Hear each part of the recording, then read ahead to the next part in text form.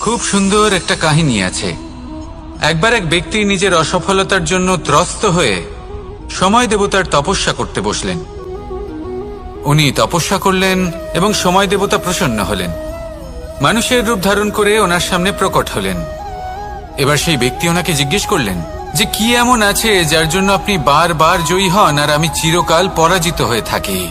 কেন এত পরিশ্রম করা সত্ত্বেও আমি সাফল্য লাভ করতে পারি না? তখন সময় দেবতা উত্তর দিলেন যে দিন হোক বা রাত, ঝড় হোক বা ভূমিকম্প, রোদ হোক বা বৃষ্টি হোক, সময়ের সূত্রপাত হোক বা প্রলয়, আমি থামি না, আমি চলতেই থাকি। আর সেই জন্য যিনি থেমে যান তিনি পরাজিত হন আর আমি জয়ী হই। এটাই আমাদের শিখতে হবে। জীবনে সবসময় চলতে থাকুন, কখনো থামবেন না। হ্যাঁ, কিছুক্ষণের জন্য বিরতি নিতে পারেন, বিশ্রাম করার জন্য, নিজেকে আরো সশক্ত করে তোলার জন্য।